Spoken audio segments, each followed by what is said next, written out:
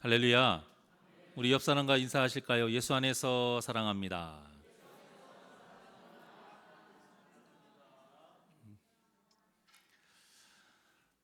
여호수아는 이제 생을 마감하기에 앞서서 준비를 합니다.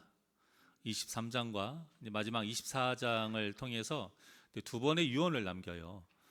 그런데 이 유언의 대상이 좀 다릅니다. 오늘 본문의 23장은 본문에 보니까 장로들, 수령들, 재판장들, 관리들 이제 이들을 불러다가 유언을 남기는데 오늘날 이제 교회로 말을 하게 되면 저 같은 목회자들과 중직자들과 같이 교회에서 이제 리더 역할을 하는 사람들이라 할 수 있어요. 그리고 이제 24장은 이스라엘 모든 백성들을 모아놓고 유언을 남기는데요. 여러분, 유언이라는 게 뭐예요? 세상에 남겨진 그 사랑하는 사람들에게 마지막으로 남기는 어떤 그런 말이에요. 자, 그래서 유언에는 죽음을 앞둔 사람의 그 삶의 정수가 담겨 있고 또 사랑하는 사람들을 위한 어떤 진심 어린 조언이 담겨 있는 거예요. 그러니 이 유언의 말 한마디 한마디가 얼마나 중요하겠어요. 자, 그런데 이렇게 중요한 유언에 무려 13번이나 반복되어 있는 단어가 있습니다. 우리가 보통 무엇인가를 강조할 때 기껏해야 한 두세 번 반복하잖아요. 그런데 오늘 본문에는 두세 번도 아니고 13번이나 반복할 정도면 이게 얼마나 중요한 말이겠습니까? 한마디로 말하면 이 단어가 없으면 이 유언의 모든 내용이 다 소용없다 이거예요. 자, 이렇게 13번이나 반복된 단어가 무엇이냐? 바로 너희의 하나님 여호와입니다. 너희의 하나님 여호와. 하나님으로 시작해서 하나님과 함께하면서 하나님으로 끝나라 이거예요. 여호수아가 살아보니까 이렇게 사는 것만큼 참된 인생이 없다라는 것을 깨닫고 말을 하는데 그 참된 인생이 무엇이냐? 우리의 여호와 하나님과 함께하는 삶이다라는 거예요. 그래서 자신이 사랑하는 이스라엘 백성들에게 이것을 유언으로 남긴 거예요. 여호수아가 어떤 인물입니까? 우리가 다 그렇듯이 다 부족해요. 연약한 모습이 있지만 성경에 기록된 내용만 보면은 모세나 다윗보다도 더 하나님만을 붙잡고 살았던 사람이 여호수아예요. 모세는 가데스에서 하나님의 명령을 어기고 교만했던 때가 있었고요. 다윗도 또 말년에 인구 조사를 함으로 인해서 하나님께 범죄를 행했고요. 솔로몬은 갈수록 점점 우상 숭배로 타락해져가는 삶을 살았어요. 하지만 처음부터 끝까지 하나님 앞에 순전하게 순종했던 인물이 바로 여호수아입니다. 이런 여호수아가 살아보니까 사람에게 가장 중요한 것은 여호와를 우리의 하나님으로 섬기는 것이고 모든 것이 오직 하나님께로부터 나온 것을 인정하는 것이고 그래서 하나님이 주신 그 은혜로 사는 것이 정말로 중요하다. 이것을 뼈저리게 깨달은 거예요. 그래서 오늘 전할 말씀은 이 제목과 연결해서요. 우리 하나님 여호와를 통해서 우리가 확실히 알아야 될 것, 이것에 대해서 좀 전하려고 합니다. 본문은 시작부터 하나님 여호와가 얼마나 중요한지를 알려주고 있는데요. 자, 1절을 한번 보실까요? 1절 시작. 여호와께서 주의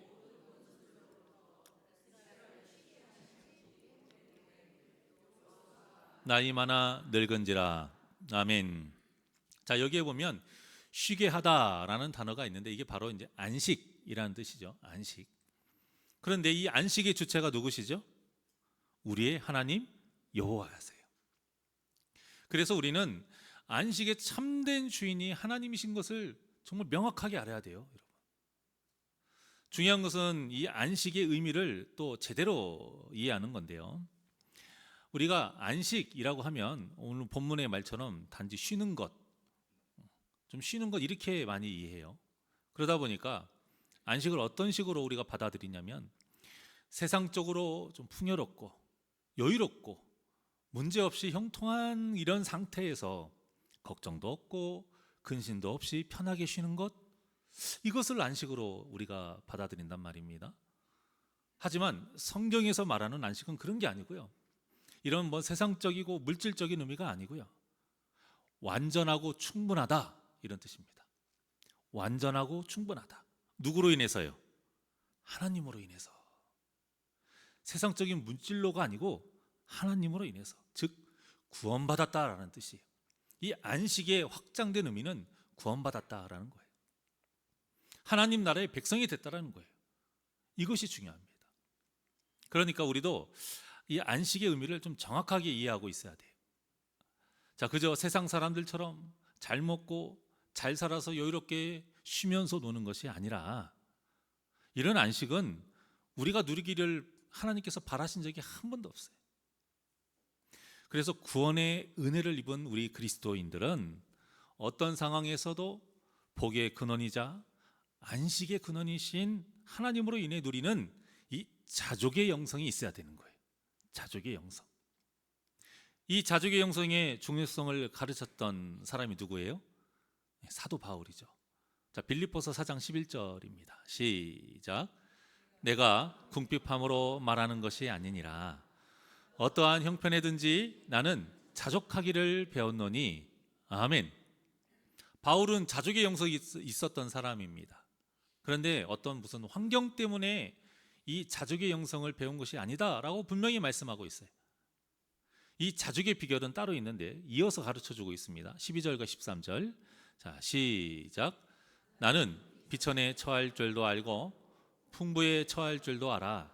모든 일, 곧 배부름과 배고픔과 풍부와 궁핍에도 처할 줄 아는 일체의 비결을 배웠노라.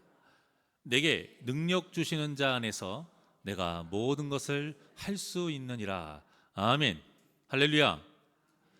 내게 능력 주시는 자 안에서 내가 모든 것을 할 수 있느니라. 우리는 이 말씀만 들어도 막 은혜가 되잖아요.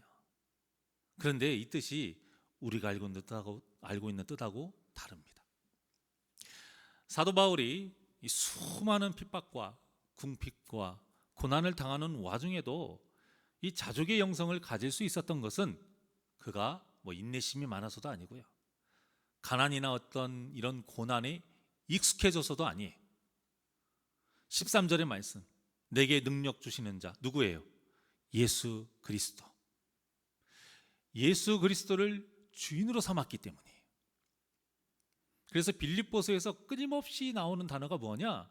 이 주 안에서라는 단어예요. 주 안에서. 근데 이 13절에서는 주 안에서를 좀 풀어서 내게 능력 주시는 자 안에서 이렇게 말씀하고 있죠. 그러니까 같은 뜻인 겁니다. 또 오늘 본문에 말씀하고 있는, 끊임없이 반복하고 있는 너희의 하나님 여호와, 이 말씀과도 같은 뜻인 거예요.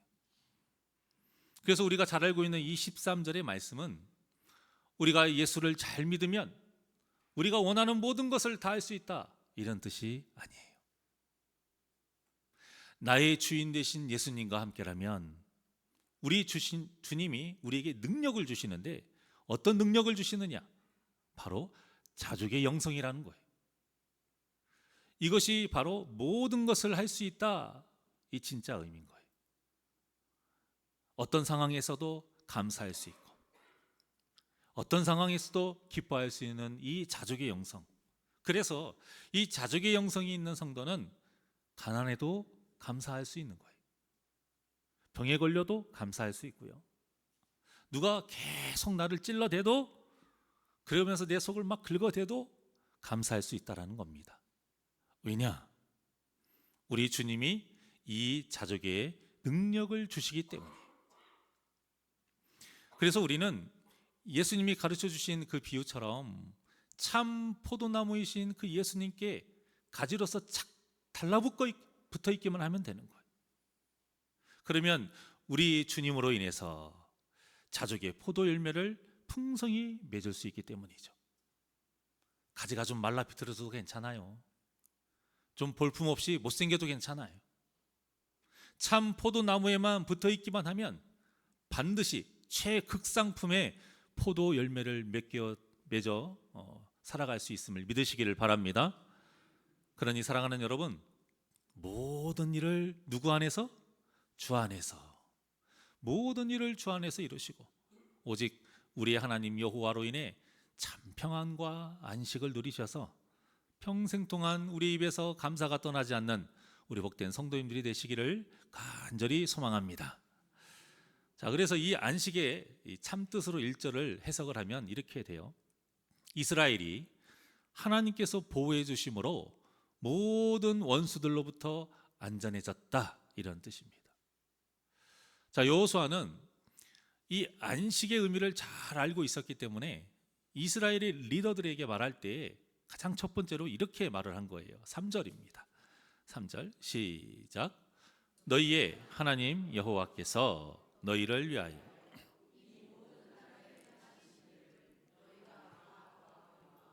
너희의 하나님 여호와 그는 너희를 위하여 싸우신 이시니라. 아멘.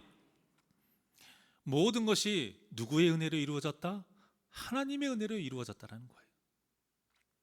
아무리 우리 손에 무기를 딱 들고 직접 성을 공격해서 군사들과 싸워서 함락시켰다 할지라도 이 모든 것이 하나님, 우리의 하나님 여호와께서 싸우셨기 때문에, 함께 하셨기 때문에, 그분이 힘을 주셨기 때문에 이길 수 있었다라고 여호수아가 지금 못 받고 있는 거예요.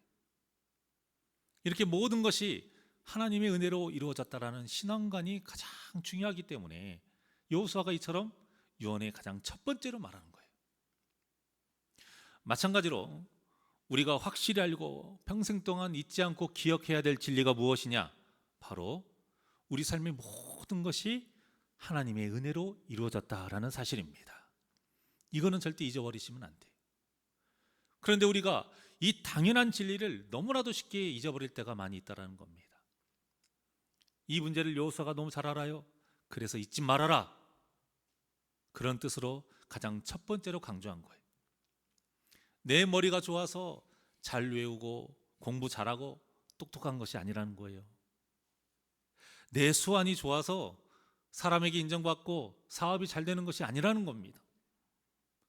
내 믿음이 좋아서 30년, 40년 넘도록 꾸준히 신앙생활을 하고 있다는 것이 아니라는 거예요. 내 은사가 대단해서 남들이 못하는 하나님의 일을 하고 앞에 서서 리더 역할을 하는 것이 아니라는 것입니다. 이 모든 것이 우리의 하나님 여호와의 도우심이 있었기 때문에 가능했다라는 겁니다. 그래서 이 진리를 분명하게 믿는 믿음이 있는 성도는 자기의 것은 하나도 없다라고 고백하는 거예요. 내 재산은 물론이고 내 능력도, 내 몸도, 내 시간도 다 하나님의 것이다, 이렇게 인정하기 때문에 하나님 앞에 아낌없이 드리는 거예요. 어떻게? 자원하여 기쁨으로 아낌없이 드리는 거예요.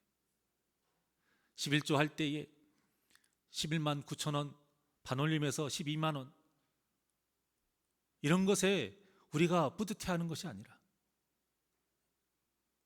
얼마를 드리든지 하나님 앞에 기쁨으로 자원해서 드리는 거예요. 10의 2조를 드리든 10의 3조를 드리든 천진매로 모든 것을 다 하나님께 드리든 사람 의식하지 아니하고 오직 하나님만을 바라보면서 하나님 것이니까 기쁨으로 자원해서 드리는 겁니다. 그래서 과부의 투랩돈이 귀하다고 인정받은 것 아닙니까? 그런데 우리에게 이 믿음이 없으면 하나님께 드리는 것이 아까워요. 실컷 또 드려놓고도 하나님께 생색을 내기도 하고요. 그러다가 나중에는 하나님께 당당하게 요구를 하기도 합니다. 하나님, 제가 이만큼 했으니까 이 정도는 해주셔야 되는 거 아니에요? 이런 마음이 있는 거예요. 또 이런 요구를 하지 않아도 믿음이 없으면요, 우리가 고난과 시련을 당할 때에 하나님께 내가 드린 만큼 더 원망과 불평을 해요. 그건 참 희한하죠.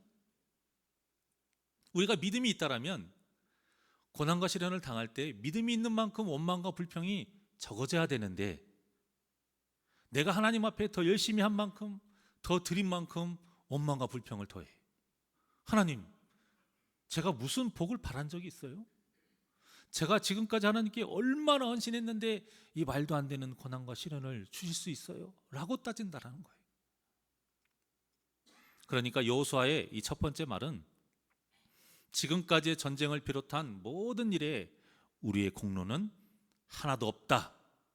이것을 확실히 알고 있으라 이거입니다. 오직 하나님의 은혜를 구하면서 감사하면서 앞으로 살아가라, 이런 뜻이에요. 그리고는 이렇게 바른 신앙을 가진 사람은 어떤 삶을 살아야 되는지 이제 6절을 통해서 가르쳐주고 있는데요. 자, 6절입니다. 시작. 그러므로 너희는 크게 힘써 모세의 율법책에 기록된 것을 다 지켜 행하라. 그것을 떠나 우로나 좌로나 치우치지 말라. 아멘. 역시 무엇뿐이에요? 말씀뿐이에요. 역시 말씀밖에 없어요. 우리가 걸어가야 할 인생의 모든 길은 다 이 하나님의 말씀 안에 다 기록되어 있어요. 우리가 이 진리를 확실하게 알아야 됩니다. 사랑하는 여러분, 말씀 외에 다른 진리는 없습니다. 믿으십니까? 말씀이신 예수님 외에는 다른 구원은 없어요. 믿으시길 바랍니다.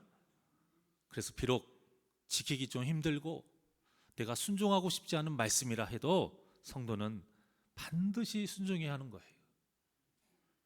이렇게 말씀에 순종해야 되는 그 이유는 이 순종의 삶이야말로 진정으로 하나님을 사랑하는 일이기 때문이에요.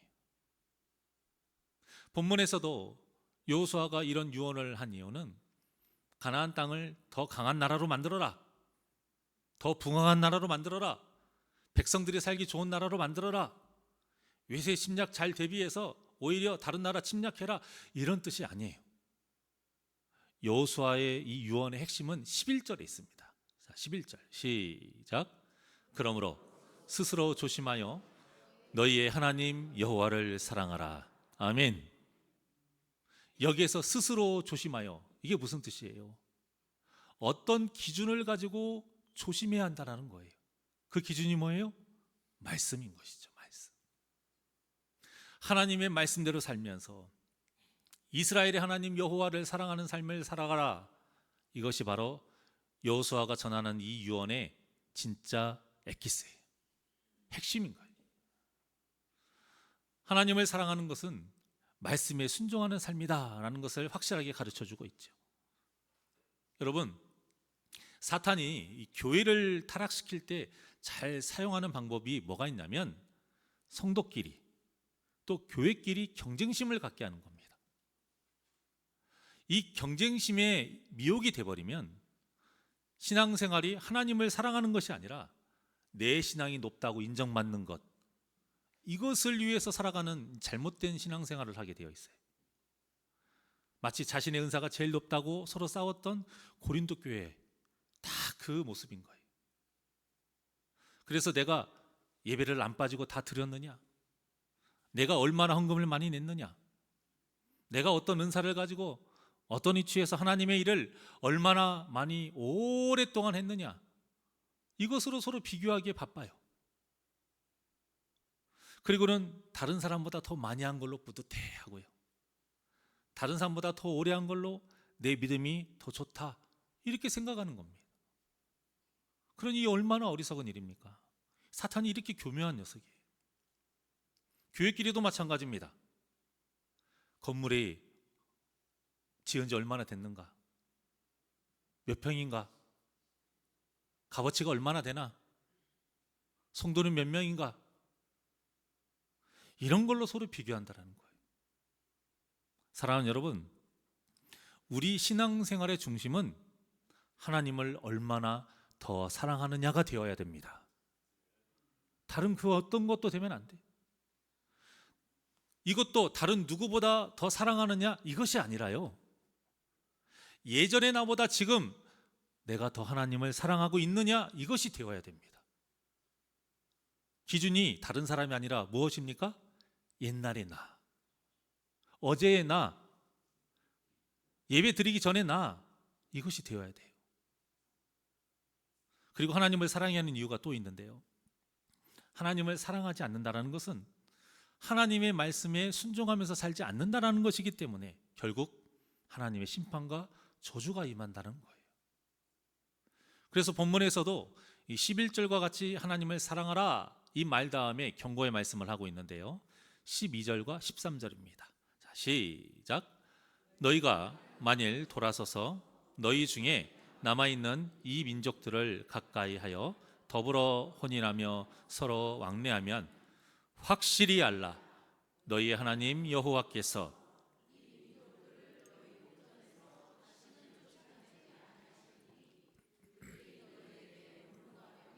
덫이 되며 너희의 옆구리에 채찍이 되며 너희의 눈에 가시가 되어서 너희가 마침내 너희의 하나님 여호와께서 너희에게 주신 이 아름다운 땅에서 멸하리라.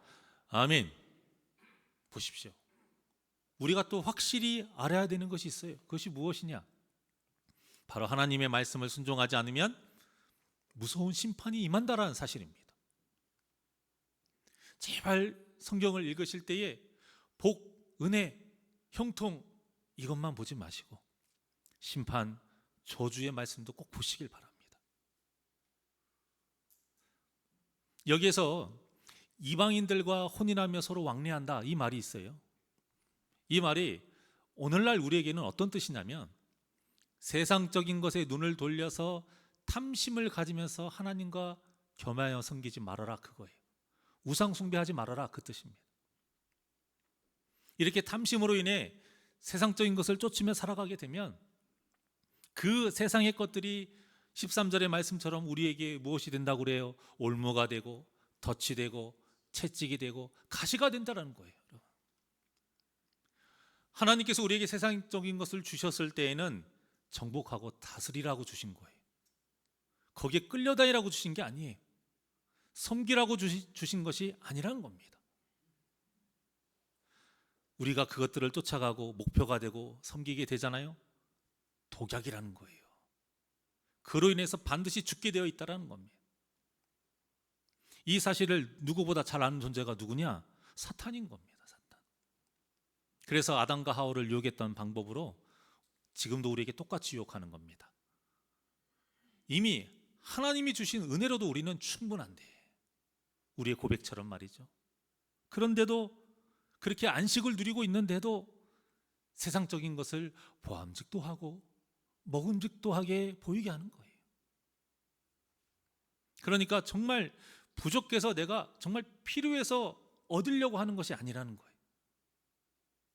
정말 필요한 것은 예수님께서 산상수훈에서 가르쳐 주신 것처럼 하나님께서 우리에게 다 그 필요를 아시기 때문에 알아서 때에 따라 부어주십니다. 우리는 그저 어떻게 살면 돼요? 하나님의 나라와 의를 위해서 살면 되는 거예요. 이것이 진짜 맡긴다라는 의미예요. 맡기는 거. 이게 진짜 맡기는 거예요. 그래서 우리는 하나님께 맡긴다라는 말은 자주 하긴 하지만 내가 진정으로 하나님께 온전히 맡기며 살고 있는지 정말 우리가 가슴에 탁 손을 얹고 솔직하게 물어봐야 됩니다. 말로는 하나님께 맡긴다고 하면서 정작 삶은 내 먹을 것, 마실 것, 입을 것을 위해서만 사는 것은 아닌가? 하나님의 나라와 의는 이 주일날에 예배드리는 때만 생각하고 세상에서는 잊어버리고 살고 있는 것은 아닌가? 우리가 진정으로 하나님께 맡기는 삶을 살고 있다면 벌이가 좀 적다고 해서요, 전보다 좀 궁핍하게 산다고 해서 절대 신앙생활 소홀히 할 수 없습니다.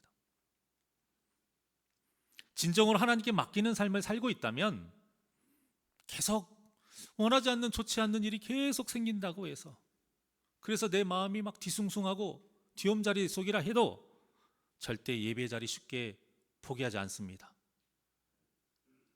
진정으로 하나님께 삶을 맡기고 살고 있다라면 나를 아무리 힘들게 하는 사람이 있다고 해서 내가 그 사람의 불행을 바랄 수는 없는 것이, 우리가 이런 악한 마음으로 사탄에게 조종을 당하면 정말 확실히 알아야 됩니다. 오늘의 제목처럼 확실히 알아야 돼요. 하나님께서 우리의 죄를 결코 가볍게 여기지 않으신다는 것을 말입니다. 사랑하는 여러분, 오늘 여호수아의 권면은 믿음의 공동체인 우리 교회를 향해 하는 권면이기도 해요. 교회를 통해서 반드시 일어나야 하는 일이 있더라는 거예요.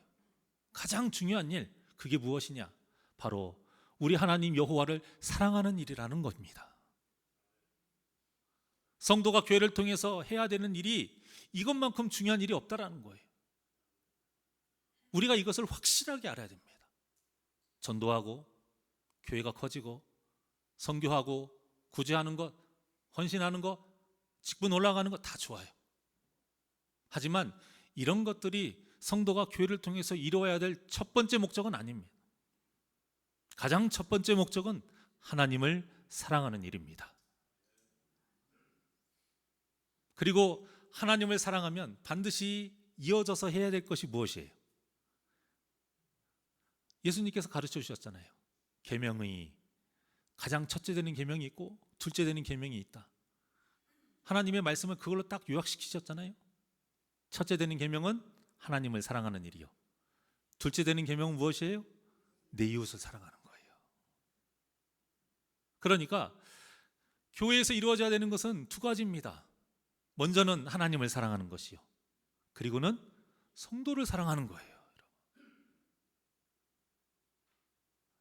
우리가 성경에 대해서 공부하는 이유도 결국 하나님을 사랑하는 삶을 살고 성도를 사랑하는 삶을 살기 위해서 우리가 공부하고 말씀을 먹는 것이지 그저 성경 지식 쌓기 위한 것이 아니에요. 하나님을 사랑하지 않고 성도를 사랑하지 않는 성경 지식은 하나님의 이름을 망령되게 하는 죄를 지게 하는 것이고요. 성도를 정죄하고 그 영혼에게 상처를 주는 그냥 무기가 될 뿐이에요. 그래서 우리는 확실히 알아야 됩니다. 성도를 사랑하는 것은 해도 되고 안 해도 되는 일이 아니라 반드시 해야 되는 일이라는 거예요. 그렇지 않으면 사도 요한의 경고처럼 우리는 하나님을 진정으로 사랑할 수 없습니다. 요한일서 4장 20절의 말씀입니다. 시작.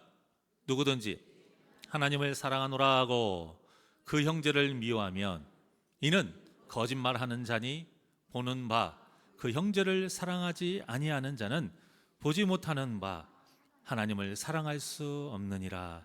아멘. 여러분, 이 가르침은 예수님의 가르침이에요.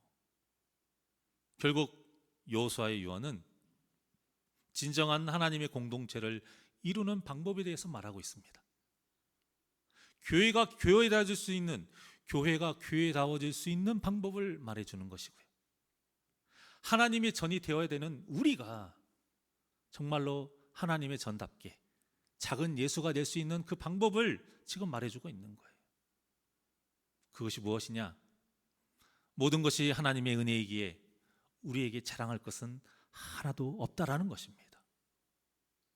그래서 이 귀한 은혜를 입은 우리는 오직 하나님의 말씀에 순종하면서 하나님을 사랑하고 성도를 사랑하는 삶이 최고의 삶이라는 것이에요. 이것을 확실히 알라는 것입니다. 이것을 확실하게 하는 복된 저와 여러분이 되시기를 원합니다. 그런 이 말씀을 우리도 마음에 깊이 새기셔서 먼저는 하나님을 사랑하고 또 하나님을 사랑하듯 또 서로를 사랑해서 우리 새날교회가 하나님이 주시는 참된 안식이 이루어지는 진정한 교회가 되기를 주님의 이름으로 축원합니다. 그래서 저는 간절히 바라요. 우리 새날교회에 찾아오는 영혼은 단 한 명도 나고자 없이 주 안에서 구원의 여정을 그 완주하는 역사가 이루어지기를 주님의 이름으로 간절히 축원합니다. 우리 은혜 아니면 하나님께 찬양 드리겠습니다.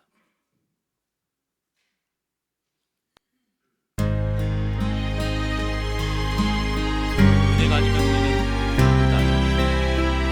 우리 믿음으로 고백하면서 하나님께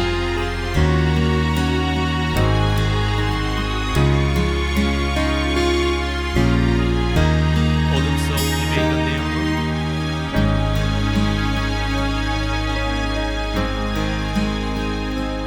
어둠 속 헤매이던 내 영혼 갈 길 몰라 방황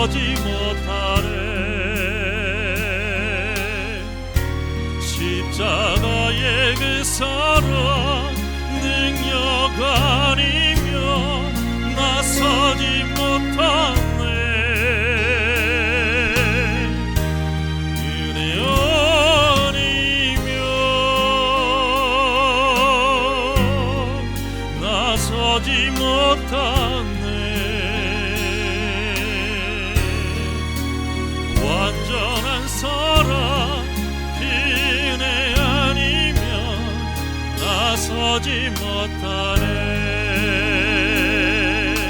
우리 두 손을 가슴에 얹고 나의 노력과 의지가 아니 오직 주님에게 뜻 안에서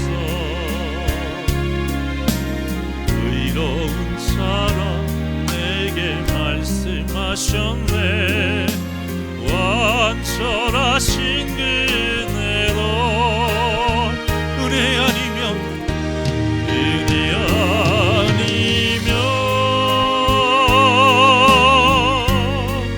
나서지 못하네. 십자가의 그 사랑 능력 아니면 나서지 못하네. 은혜 아니면 나서지 못하네. 완전한 사랑 그네 아니면 나서지 못한. 우리 두 손을 높이 들고 고백합니다. 은혜 아니면 은혜 아니면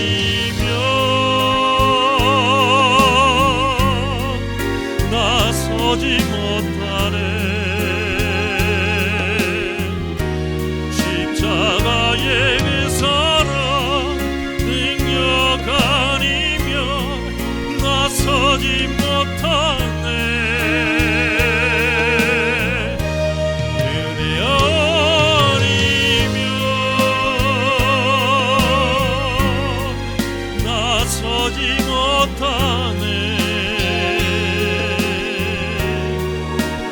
완전한 사랑 그네 아니면 나서지 못하네. 우리 더욱더 소리 높여 고백합니다. 그네 아니면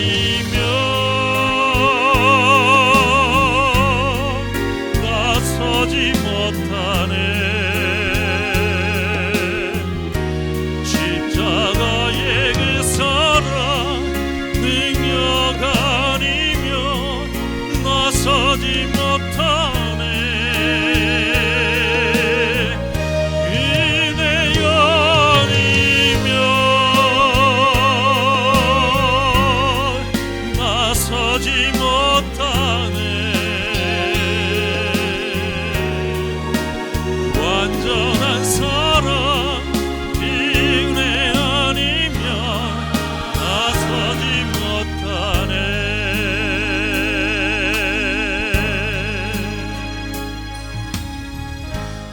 기도하시겠습니다. 언제나 우리에게 한없는 은혜를 베풀어 주시는 하나님 아버지, 하나님의 은혜가 아니면 우리는 살아갈 수 없습니다. 그 은혜를 알기에 은혜 받은 자답게 하나님의 말씀 따라 거룩하게 살기를 원하오니 성령님 도와주시어서 그 말씀을 순종할 수 있는 믿음을 주시옵소서. 무엇보다 하나님이 주시는 그 참 평안과 안식을 누리는 구원의 은혜를 입었기에 어떤 상황에서도 기쁨으로 감사할 수 있는 자족의 영성이 있기를 원하오니 비록 고난과 핍박과 환난이 닥친다 할지라도 우리 입술에서 주님을 향한 감사가 끊이지 않게 하여 주시옵소서. 이 믿음으로 온전히 하나님의 말씀 따라 살아가며 내가 하나님을 사랑하노라 증명하며 살아가는 삶을 살기를 원하오니 말씀에 순종하며 하나님을 기쁘시게 하는 자 되게 하여 주시옵소서. 또한 하나님을 사랑하기에, 하나님을 사랑할 수 있기에 우리는 내 성도를, 내 가족을, 내 이웃을 사랑할 수 있습니다. 그러니 주님을 사랑하고 또 성도를 사랑함으로 하나님께 영광 돌리며 우리 새날교회를 진정한 교회다운 교회, 또한 사랑하는 우리 성도님들이 예수님을 닮음으로 진정한 성전이 되는 그러한 작은 예수로서 살아가며 하나님을 기쁘시게 할 때에 주님 영광 나타내 주시옵소서. 무엇보다 우리 교회가 사랑이 넘치는 교회가 되게 하여 주시옵소서. 우리 교회가 이 시대의 진정한 영혼 구원의 방주가 되게 하여 주시옵소서. 그래서 이 방주 안에 온 성도는 단 한 명도 나고자 없이 모두 구원받게 하여 주시옵소서. 감사하며 예수님의 이름으로 기도하옵나이다. 아멘.